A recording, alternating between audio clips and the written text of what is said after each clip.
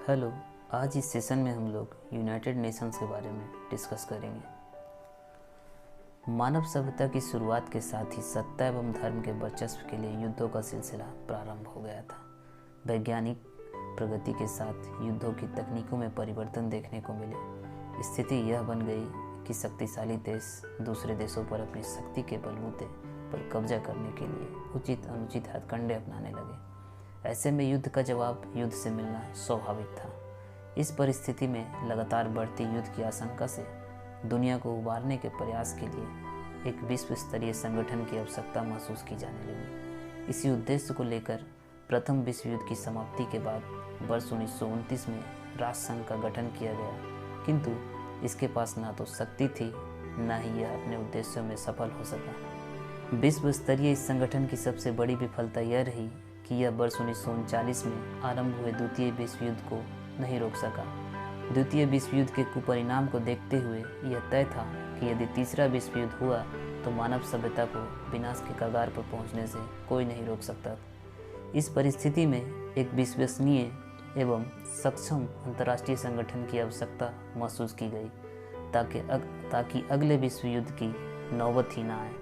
इस तरह अंतर्राष्ट्रीय कानून, अंतर्राष्ट्रीय सुरक्षा, आर्थिक विकास एवं सामाजिक निष्पक्षता में सहयोग को सरल करने जैसे उद्देश्यों को लेकर 24 अक्टूबर 1945 को संयुक्त राष्ट्र संघ की स्थापना की गई। इसलिए 24 अक्टूबर को प्रत्येक वर्ष यह दिन पूरे विश्व में संयुक्त राष्ट्र दिवस के रूप में मनाया जाता है। आइए कुछ फैक्ट्स देखते हैं। यूनाइटेड नेशन 1945 में स्थापित एक अंतर्राष्ट्रीय संगठन है। वर्तमान में इसमें शामिल सदस्य राष्ट्रों की संख्या 193 है। इसका मिशन एवं कार्य इसके चार्टर में निहित उद्देश्यों और सिद्धांतों द्वारा निर्देशित होता है तथा संयुक्त राष्ट्र के विभिन्न अंगों व विशेष एजेंसियों द्वारा इसे कार्यान्वित किया जाता है। संयुक्त राष्ट्र के कार्यों में अंतर्राष्ट्रीय शांति एवं सुरक्षा बनाए रखना, मानवाधिकारों की रक्षा करना, मानवीय सहायता पहुंचाना, सतत विकास को बढ़ावा देना और अंतर्राष्ट्रीय कानून का भलीभांति कार्यान्वयन करना शामिल है। संयुक्त राष्ट्र की स्थापना का इतिहास। वर्ष 1899 में विवादों और संकट की स्थितियों को शांति से निपटाने, युद्धों को रोकने एवं युद्धों के नियमों को संहिताबद्ध करने हेतु हेग में अंतर्राष्ट्रीय शांति सम्मेलन आयोजित किया गया था। इस सम्मेलन में अंतर्राष्ट्रीय विवादों के शांतिप्रद निपटान के लिए कन्वेंशन को अपनाया गया एवं वर्ष 1902 में स्थायी मध्यस्थता न्यायालय की स्थापना की, जिसने वर्ष 1902 में कार्य करना प्रारंभ किया। यह संयुक्त राष्ट्र के अंतर्राष्ट्रीय न्यायालय की पूर्ववर्ती संस्था थी। संयुक्त राष्ट्र की पूर्ववर्ती संस्था लीग ऑफ नेशंस थी। यह एक ऐसा संगठन है जिस पर प्रथम विश्व युद्ध की परिस्थितियों में पहली बार विचार किया गया और वर्ष 1919 में वर्साई की संधि के तहत अंतर्राष्ट्रीय सहयोग को बढ़ावा देने व शांति और सुरक्षा प्राप्त करने के लिए स्थापित किया गया था। अंतर्राष्ट्रीय श्रम संगठन ILO की स्थापना भी वर्ष 1919 में वर्साई की संधि के तहत राष्ट्र की एक संबद्ध एजेंसी के रूप में की गई थी। संयुक्त राष्ट्र नाम संयुक्त राष्ट्र अमेरिका के राष्ट्रपति फ्रैंकलिन डी रूजवेल्ट द्वारा दिया गया था।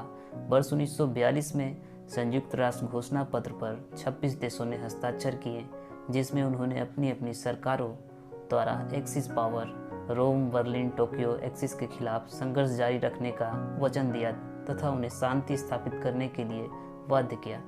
अंतर्राष्ट्रीय संगठन पर संयुक्त राष्ट्र सम्मेलन 1945।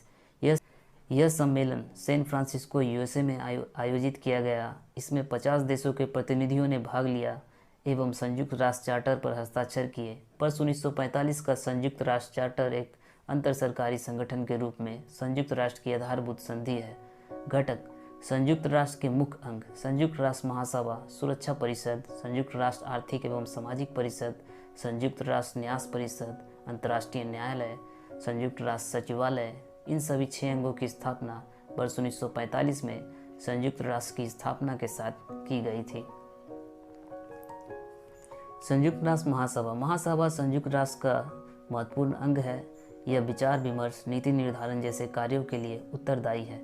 महासभा में संयुक्त राष्ट्र के सभी 193 सदस्य राष्ट्रों का प्रतिनिधित्व है, जो इसे सार्वभौमिक प्रतिनिधित्व वाला एकमात्र संयुक्त राष्ट्र निकाय बनाता है। प्रतिवर्ष सितंबर में संयुक्त राष्ट्र के सभी सदस्यों की वार्षिक महासभा का आयोजन न्यूयॉर्क के जनरल असेंबली में किया जाता है और इसमें सामान्य बहस होती है तथा कई राष्ट्र प्रमुखता से भाग लेते हैं। महासभा में महत्वपूर्ण प्रश्नों पर निर्णय लेने जैसे कि शांति एवं सुरक्षा, नए सदस्यों के प्रवेश तथा बजटीय मामलों के लिए 2/3 बहुमत की आवश्यकता होती है। अन्य प्रश्नों पर निर्णय साधारण बहुमत से लिया जाता है। महासभा के अध्यक्ष को प्रत्येक वर्ष महासभा द्वारा 1 वर्ष के कार्यकाल के लिए चुना जाता है। मुख्य समितियां। महासभा के लिए मसौदा प्रस्ताव इन्हीं 6 मुख्य समितियों द्वारा तैयार किया जाता है।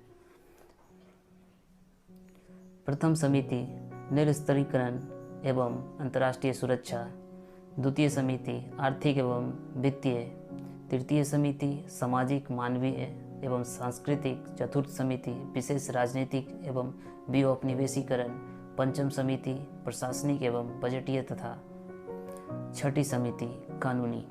मुख्य समिति में प्रत्येक सदस्य राष्ट्र का प्रतिनिधित्व केवल एक व्यक्ति द्वारा किया जा सकता है तथा अन्य समितियां ऐसे भी स्थापित की जा सकती है जिनमें सभी सदस्य राष्ट्रों की प्रतिनिधित्व का अधिकार हो। सदस्य राष्ट्र इन समितियों के सलाहकारों, तकनीकी सलाहकारों, विशेषज्ञों या समान दर्जे वाले व्यक्तियों को भी नियुक्त कर सकते हैं। अन्य समितियां महासमिति, महासभा एवं इसकी समितियों की प्रगति की समीक्षा करने और इसे आगे बढ़ाने के लिए सिफारिश करने हेतु यह प्रत्येक सत्र में समय समय पर बैठक आयोजित करती है। यह महासभा के अध्यक्ष एवं 21 उपाध्यक्षों और 6 मुख्य समितियों के अध्यक्षों से मिलकर बनी होती है। सुरक्षा परिषद के 5 स्थायी सदस्य उपाध्यक्ष के रूप में भी कार्य करते हैं। साख समिति, इसका कार्य सदस्य राज्यों के प्रतिनिधियों की साख क्रेडेंशियल की जांच करना एवं महासभा को रिपोर्ट करना है। सुरक्षा परिषद संयुक्त राष्ट्र के तहत अंतर्राष्ट्रीय शांति सुरक्षा इसकी प्राथमिक जिम्मेदारी है। सुरक्षा परिषद 15 सदस्य राज्यों से मिलकर बनी है, जिसमें 5 स्थायी सदस्य हैं, चीन, फ्रांस, रूस, यूनाइटेड किंगडम एवं संयुक्त राज्य अमेरिका तथा 10 गैर अस्थायी सदस्य महासभा द्वारा 2 वर्ष के लिए क्षेत्रीय आधार पर चुने जाते हैं।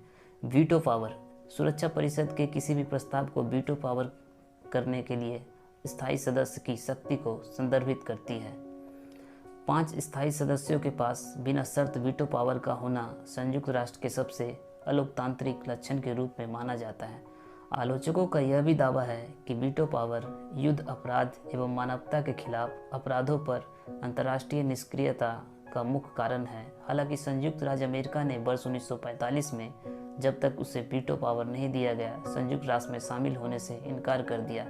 संयुक्त राष्ट्र लीग ऑफ नेशंस से संयुक्त राष्ट्र अमेरिका की अनुमति ने इसके अप्रभावी होने में योगदान दिया। वीटो पावर के समर्थक इसे अंतर्राष्ट्रीय स्थिरता के प्रवर्तक सैन्य सहित हस्तक्षेप के खिलाफ एक जांच और अमेरिकी प्रभुत्व के खिलाफ एक महत्वपूर्ण सुरक्षा कवच के रूप में मानते हैं।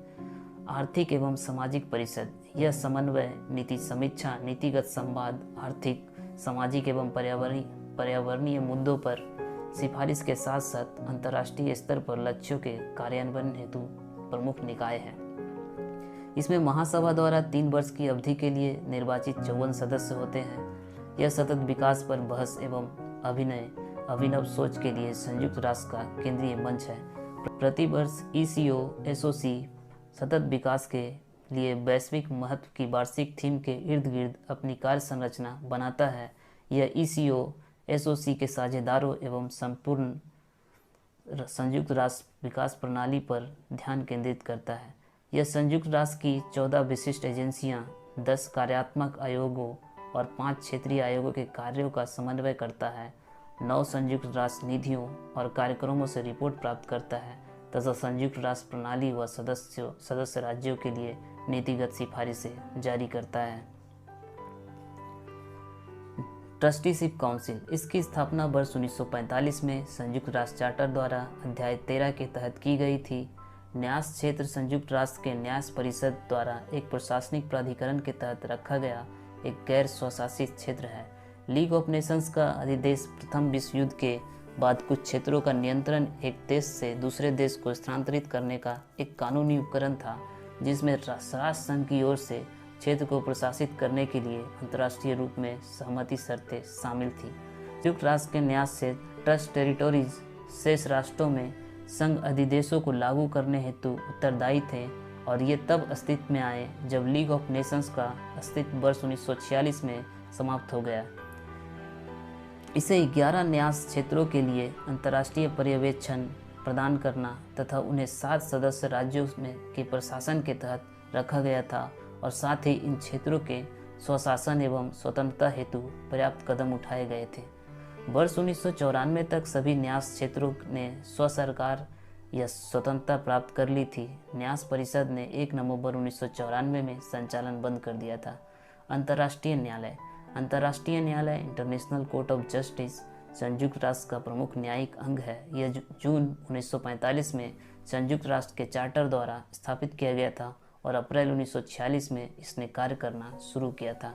अंतर्राष्ट्रीय न्यायालय ने अंतर्राष्ट्रीय न्याय के स्थायी न्यायालय का स्थान लिया, जिसकी स्थापना संयुक्त राष्ट्र द्वारा वर्ष 1920 में की गई थी। सचिवालय में संयुक्त राष्ट्र के महासचिव एवं हजारों संयुक्त राष्ट्र कर्मचारी सदस्य शामिल होते हैं, जो महासभा और संगठन के अन्य प्रमुख अंगों द्वारा अधिदेशित संयुक्त राष्ट्र के दिन प्रतिदिन के कार्यों को पूर्ण करते हैं। महासचिव संगठन का मुख्य प्रशासनिक अधिकारी होता है, जिसे सुरक्षा परिषद की सिफारिश पर महासभा द्वारा 5 वर्ष के लिए नियुक्त किया जाता है। संयुक्त राष्ट्र के कर्मचारियों की अंतर्राष्ट्रीय एवं स्थानीय स्तर पर नियुक्तियां की जाती है और ये अपने कार्यस्थलों एवं संपूर्ण विश्व के शांति अभियानों पर काम करते हैं। निधि कार्यक्रम, विशिष्ट एजेंसियां एवं अन्य। संयुक्त राष्ट्र प्रणाली, जिसे अनौपचारिक रूप से संयुक्त राष्ट्र परिवार के रूप में भी जाना जाता है, संयुक्त राष्ट्र संघ 6 मुख्य अंगों और कई संबद्ध कार्यक्रमों, कोष एवं विशिष्ट एजेंसियों से बना है। सभी का स्वयं की सदस्यता, नेतृत्व एवं बजट होता है। फिलहाल United nation secretary general Antonio Guterres हैं। आप लोगों को अगर ये सेशन अच्छा लगा तो लाइक करें, सब्सक्राइब करें, शेयर करें।